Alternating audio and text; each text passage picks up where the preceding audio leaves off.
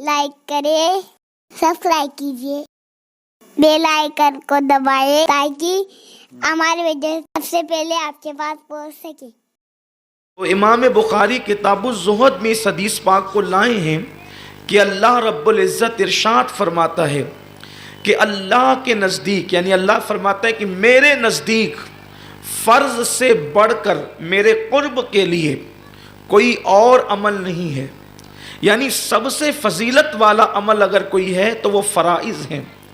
بندے کو اللہ کا قرب سب سے زیادہ اگر کسی عمل سے ملتا ہے تو وہ فرائض کی ادائیگی سے ملتا ہے، اور فرائض کے بعد پھر بندہ نوافل کی کثرت کرتا ہے۔ یہ اللہ رب العزت کا فرمان ہے کہ بندہ جب نوافل کی کثرت کرتا ہے، بہت کثرت کے ساتھ وہ نوافل ادا کرتا ہے۔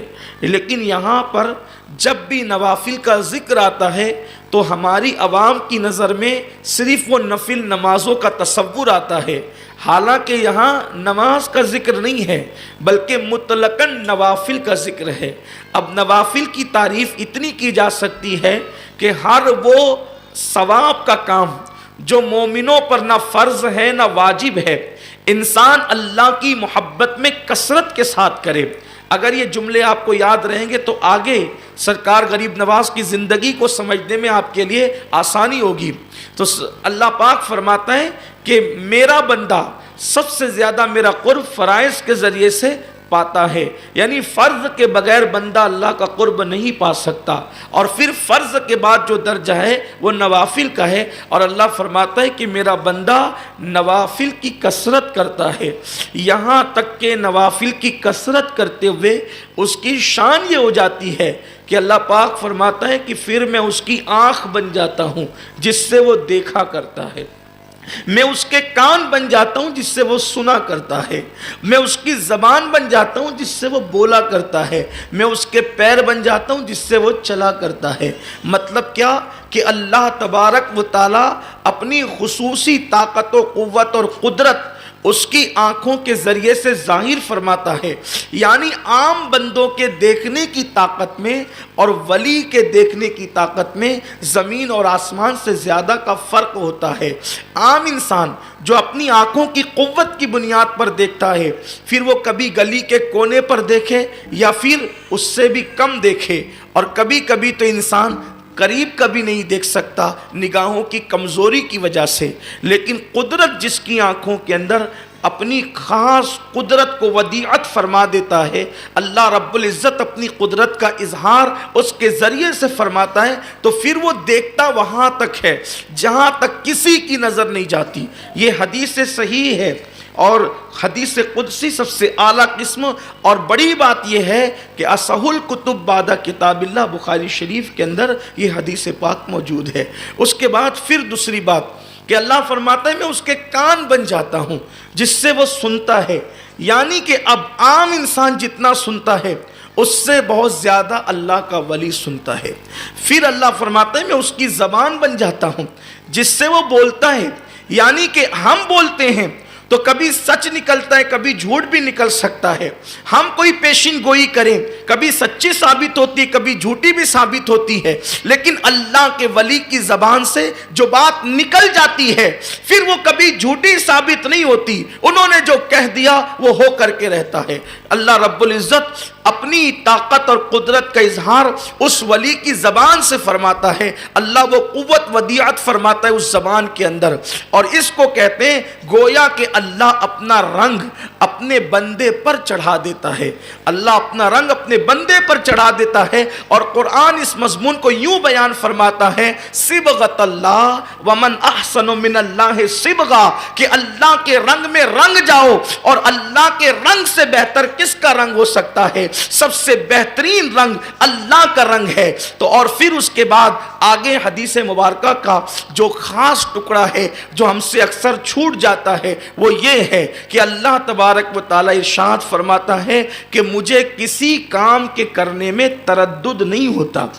یہ بات ہم ادب کے لحاظ سے اللہ کے لیے نہیں کہہ سکتے. یہ حدیث میں اللہ فرماتا ہے ترددی، کہ مجھے کسی کام کے کرنے میں تردد نہیں ہوتا سوائے ایک کام کے. جب میں ایک کام کرنے لگتا ہوں تو ترددی مجھے تردد ہوتا ہے. کسی کام کے کرنے میں تردد نہیں ہوتا، صرف ایک کام کے کرنے میں اللہ فرماتا ہے مجھے تردد ہوتا ہے. اس نے ماں اور بیٹے میں جدائی پیدا کر دی، پیدا ہونے والے بچے کو ماں سے جدا کر دیا، ماں کو موت دے دی. اس کو کوئی تردد نہیں ہے، بے نیاز ہے، اس لیے کہ وہ غم سے پاک ہے، اسے کوئی غم نہیں ہے. وہ فکر سے پاک ہے، اسے کوئی فکر نہیں ہے. وہ ہماری طرح غمگین نہیں ہوتا، وہ ہماری طرح خوش بھی نہیں ہوتا. اس کا خوش ہونا بھی الگ ہے، اور وہ کبھی غمگین نہیں ہوتا، وہ ناراض ہوتا ہے، ناراضگی کا اظہار فرماتا ہے، اور فرماتا ہے کہ مجھے کسی کام کے کرنے میں تردد نہیں ہے. بستیوں کو ویران کر دیتا ہوں، کوئی تردد نہیں ہوتا. بستیوں کو آباد کر دیتا ہوں، کوئی تردد نہیں ہوتا. اپریل کے مہینے میں بھی برسات کر دیتا ہوں، کوئی تردد نہیں ہوتا. بارش کے موسم میں سوکھا ڈال دیتا ہوں، کوئی تردد نہیں ہوتا. زمین پر جو ہے وہ بہاریں لے آتا ہوں، کوئی تردد نہیں ہوتا. زندے سے مردہ، مردے سے زندہ کو پیدا کرتا ہوں، کوئی تردد نہیں ہوتا. کسی کام کے کرنے میں اس کو تردد نہیں ہوتا، مگر فرماتا ہے ایک کام جب میں کرنے لگتا ہوں تو مجھے تردد ہوتا ہے. اس سے ولی کی شان پتہ چلتی ہے. کب تردد ہوتا ہے اللہ کو؟ تو اللہ فرماتا ہے جب میں اپنے کسی ولی کی موت کا فیصلہ کرنے لگتا ہوں تو اس وقت مجھے تردد ہوتا ہے. اور تردد کا معنی لغت میں یہ آتا ہے کہ اس کام کو کروں کہ نہیں کروں، جس کو کہتے ہیں پشو پیش کرنا. حالانکہ ہم اللہ کے لیے ادباً یہ جملے نہیں کہہ سکتے، لیکن چونکہ حدیث میں آئے ہیں تو میں اس کو اس معنی میں اللہ کی بارگاہ میں نہیں رکھ رہا ہوں، صرف سمجھانے کے لیے. ابھی آپ کہتے ہیں نا یار مجھے تردد ہو رہا ہے کہ میں بازار جاؤں کہ نہیں جاؤں، مجھے تردد ہو رہا ہے کہ میں اجتماع میں جاؤں کہ نہیں جاؤں، مجھے تردد ہو رہا ہے میں سفر کروں کہ نہیں کروں، مجھے تردد ہو رہا ہے کہ میں اپنی چیز بیچوں کہ نہیں بیچوں. تو اللہ فرماتا ہے کہ مجھے کوئی کام کرنے میں تردد نہیں ہے، مجھے صرف ایک کام کرتے وقت تردد ہوتا ہے. یہ حدیث صحیح ہے بخاری شریف میں. ایک کام کرنے میں تردد ہوتا ہے کب؟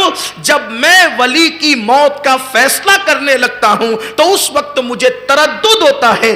اور پھر کیوں تردد ہوتا ہے؟ اس لیے کہ اس کو دوست جو اپنا بنا لیا ہے، اس کو ولی جو اپنا بنا لیا ہے، اس کو محبوب جو اپنا بنا لیا ہے، تو فرماتا ہے مجھے تردد ہوتا ہے. اللہ تجھے تردد کیوں ہوتا ہے؟ تو خود جواب دیتا ہے تردد اس لیے ہوتا ہے کہ میں اس کی موت کا فیصلہ کر دوں اور وہ اس کو ناپسند کرے. یہ میں پسند نہیں کرتا.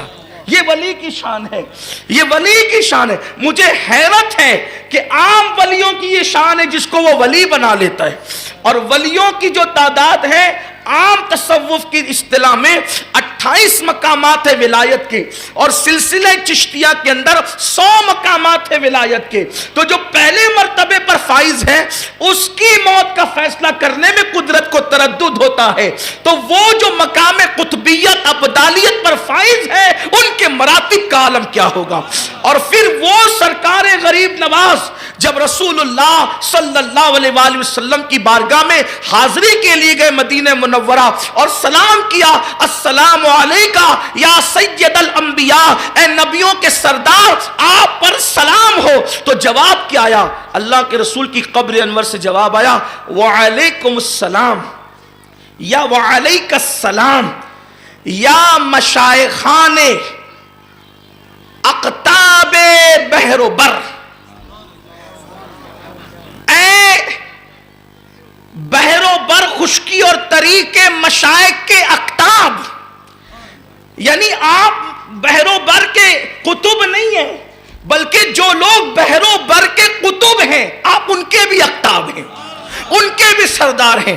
یہ مرتبہ سرکار غریب نواز کے بارگاہ رسالت سے. تو اللہ فرماتا ہے مجھے تردد ہوتا ہے جب میں کسی ولی کی مومن کامل کی موت کا فیصلہ کرنے لگتا ہوں. پھر کیا ہوتا ہے؟ اب اللہ موت کا فیصلہ کرنے میں فرماتا ہے کہ تردد ہوتا ہے، ترددی مجھے تردد ہوتا ہے. تو اللہ پھر تو کرتا کیا ہے؟ تو حدیث پاک میں آتا ہے اللہ کرتا یہ ہے کہ اس کی موت کا فیصلہ کرنے سے پہلے اللہ اس ولی کے پاس فرشتوں کو بھیجتا ہے. کبھی کبھی میری قوم کے جوانوں کو بھی تردد ہوتا ہے کہ ولی کے آستانے پہ بھیڑ کیوں لگتی ہے. تو ولی کی تو وصال کے بعد بھیڑ لگتی ہے، وصال سے پہلے فرشتوں کا میلہ لگتا ہے. وصال سے پہلے فرشتوں اللہ فرشتے بھیجتا ہے اس ولی کے پاس، اور وہ ولی کے پاس فرشتے آتے ہیں۔ قرآن اس مضمون کو یوں بیان کرتا ہے۔ اب قرآن کی آیت اور تفاسیر کے حوالے سے اس پوری حدیث کے مضمون کو اختصار سے پورا کر کے اپنے عنوان کی طرف چلتے ہیں۔ اس مضمون کو قرآن یوں بیان کرتا ہے، ان الذین قالوا ربنا اللہ ثم استقاموا تتنزل علیہم الملائکہ الا تخافوا ولا تحزنوا وابشروا بالجنۃ التي کنتم توعدون نحن اولیاؤکم فی الحیاۃ الدنیا وفی الآخرہ۔ اللہ تبارک و تعالی قرآن مجید میں ارشاد فرماتا ہے، اور جن لوگوں نے کہا بے شک ہمارا رب اللہ ہے، اور ثم استقاموا، وہ استقامت کے ساتھ اس پر ڈٹے رہے۔ سبحان اللہ۔ یعنی یہ عام مسلمانوں کے لیے نہیں ہے، یہ بات عام مسلمانوں کو کہ مسلمان استقامت کے ساتھ کہاں ڈٹا ہے دین پر۔ ہم تو سودے کے لیے جھوٹ بھی بولتے ہیں، ہم تو دو کوڑی کے لیے لوگوں کو دھوکہ بھی دیتے ہیں، راتوں رات مالدار بننے کے چکر میں سٹے کا کاروبار بھی لوگ کرتے ہیں، جوے کا کاروبار بھی لوگ کرتے ہیں، لوگ سود بھی کھاتے ہیں، حرام کاروبار بھی کرتے ہیں۔ اللہ اکبر، لوگ حلال و حرام میں تمیز نہیں کرتے۔ ثم استقاموا کا مطلب یہ ہے کہ باب مخالف کتنی تیز چلے، وہ قتل ہونا تو گوارا کرتا ہے مگر جھوٹ بولنا گوارا نہیں کرتا، وہ قیدی ہونا تو گوارا کرتا ہے مگر زنا کرنا گوارا نہیں کرتا، وہ پیٹ پہ پتھر باندھنا تو گوارا کرتا ہے مگر حرام لقمہ حلق کے نیچے اتارنا گوارا نہیں کرتا۔ اللہ اکبر، وہ جان دینا گوارا تو کر سکتا ہے لیکن دین سے ایک بال کے کروڑویں حصے کے برابر بھی ہٹنے کو پسند نہیں کرتا۔ اس کو کہتے ہیں استقامت فی الدین، اور یہ استقامت فی الدین وہ منزل ہے۔ ہمارے بزرگوں نے کہا الاستقامت فوق الکرامہ،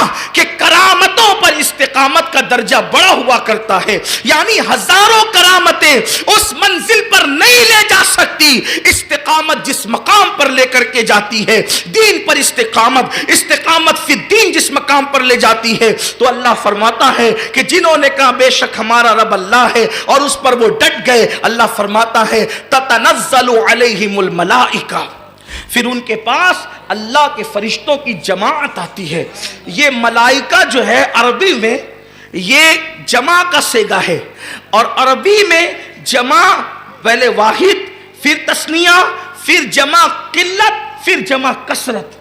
تو یہ جمع قلت کا بھی صیغہ نہیں ہے، اس لیے کہ جمع قلت یہ عربی زبان کی وسعت ہے، اور زبانوں کے اندر واحد اور جمع باقی بات ختم ہے، لیکن عربی زبان میں واحد کے بعد تثنیہ، تثنیہ کے بعد جمع قلت، جمع قلت کے بعد جمع کثرت، یعنی جب واحد مطلب ایک، تثنیہ مطلب دو، اور جمع قلت مطلب دو سے زائد اور 10 سے کم، اس کو کہتے ہیں جمع قلت۔ اور پھر جمع کثرت یعنی اب حد ختم ہو گئی، کتنے بھی بے شمار۔ تو اللہ فرماتا ہے تتنزل علیہم الملائکہ، ایک دو فرشتے اس کے پاس نہیں آتے، ولی کے پاس اس کی موت سے پہلے فرشتوں کی پوری پوری جماعت آتی ہے، اور آ کر کے اس ولی سے کہتے ہیں اللہ تخافوا ولا تحزنوا وابشروا بالجنۃ التي کنتم توعدون۔ سبحان اللہ۔ گھبرانا مت، خوف مت کھانا، دنیا میں بیٹھے بیٹھے اس جنت کی بشارت لے لے جس کا تجھ سے وعدہ کیا گیا۔ جنت کی نعمتوں کا ذکر ہوتا ہے، مطلب اللہ کی جنت میں تو جائے گا، یار کا دیدار کرے گا، خدا کے جلوے دیکھے گا، وصل کی لذتیں حاصل کرے گا، خدا سے کلام کا شرف حاصل کرے گا، وہ ساری نعمتیں فرشتے گنواتے رہتے ہیں۔ تو وہ ولی جو اب تک کے خدا کو بے دیکھے اللہ کی عبادت کر رہا تھا، جب وہ جنت کی نعمتوں کا ذکر سنتا ہے، خدا کے وصل کے پیالوں کو پینے کی بات سنتا ہے، خدا کے تقرب کی بات سنتا ہے، خدا کو بے حجاب دیکھنے کی بات سنتا ہے، تو وہ خود بے چین ہو کر حالت شوق میں کہتا ہے فرشتوں یہ جو یار کا ذکر کر رہے ہو تو یہ ملے گا کب؟ تب فرشتے کہتے ہیں جب تم موت کی لذت کو چکھو گے اس وقت تمہیں یہ مرتبہ نصیب ہوگا۔ تو تب وہ ولی پھر خود کہتا ہے فرشتوں دیر کس بات کی ہے، پھر ذرا جلدی کرو۔ پہلے ولی موت کے لیے شوق کرتا ہے، ادھر اللہ اس کی موت کا فیصلہ فرماتا ہے۔ سبحان اللہ۔ یہ مقام ولایت ہے، یعنی کہ جب تک ولی دنیا سے جانا نہ چاہے اس وقت تک قدرت بھی اس کی موت کا فیصلہ نہیں کرتی. یہ مقام ولایت ہے. اور یہ میں نے آپ کے سامنے بخاری شریف کی حدیث شرح کے ساتھ اور تفاسیر کی مدد سے پیش کیا. تو اللہ کے ولیوں سے محبت ہمارے لیے اسلامی فریضہ ہے. اور پھر ولی سے محبت کرنے والا بھی خدا کا محبوب بنتا ہے. جو اللہ کے دوست سے محبت کرتا ہے اللہ اس کو اپنا دوست بنا لیتا ہے. اللہ اس کو اپنا. اور جو ولی سے دشمنی کرے, یہ بھی بخاری شریف کی حدیث ہے, اللہ فرماتا ہے کہ جو میرے ولی سے دشمنی کرے, اللہ فرماتا ہے من عاد ولیا فقد آذنتہ بالحرب, جو میرے ولی سے دشمنی اور بغض رکھتا ہے میں اس کے ساتھ اعلان جنگ کرتا ہوں. ولی سے محبت کرو تو خدا کے محبوب ہو جاؤ گے, اور اگر ولی سے دشمنی کرو گے تو اللہ اعلان جنگ کرتا ہے. اب بتائیں, جو قوم محلے کے کارپوریٹر اور پہلوانوں سے نہیں جیت سکتی, کیا وہ قوم اللہ سے جنگ کرنے کی طاقت رکھتی ہے؟ امت مسلمہ کے بارے میں یہ جو لوگ کہتے ہیں کہ مولانا یہ قوم کچلتی کیوں ہے, یہ قوم پھسلتی کیوں ہے, مسلم بستیوں سے دھواں کیوں اٹھ رہا ہے, مسلم بستیاں بے گورو کفن تڑپ کیوں رہی ہے, یہ سسکتی ہوئی قوم کیوں ہے, یہ خدا کی رحمت کی طلبگار امت خدا کی رحمت سے محروم کیوں کر دی گئی ہے؟ کہیں اس کی ایک وجہ یہ تو نہیں کہ دلوں کے اندر ولیوں سے عداوت ہو گئی, ہیروں سے محبت ہو گئی, ولیوں سے عداوت ہو گئی, دنیا داروں سے محبت ہو گئی, ولیوں سے عداوت ہو گئی. اچھی طرح یاد رکھنا کہ ولی جو ہوتا ہے نا, ولی کبھی کبھی دل میں شیطان یہ خیال پیدا کرتا ہے کہ ولی کے آستانے پہ جا کر ملتا کیا ہے. لوگ کیوں جاتے؟ مسجدوں میں بھی تو جانا چاہیے, اور بے شک مسجد میں جانا چاہیے. ہمارے کسی ولی کا آستانہ مسجد سے ہٹ کر نہیں ہے. غریب نواز کا آستانہ 3 مسجدوں میں گھرا ہوا ہے. سبحان اللہ. مخدوم سمنا کا آستانہ کئی مسجدوں میں گھرا ہوا ہے. بابا قطب کا آستانہ مسجد سے لگا ہوا ہے. نظام الدین محبوب الہی کا آستانہ مسجد سے لگا ہوا ہے. غوث پاک کا آستانہ مسجد سے لگا ہوا ہے. ہمارے آستانے سب مسجد سے لگے ہوئے. حد تو یہ ہے کہ اللہ کے رسول بھی جو آرام کر رہے ہیں وہ مسجد سے لگے ہوئے حجرے میں آرام کر رہے ہیں. مسجد سے ہمارا تعلق اتنا قریب ہے, مسجد کے بغیر تو آستانوں پہ جانا قبول ہو بھی نہیں سکتا. کمنٹ شیئر ضرور کریے.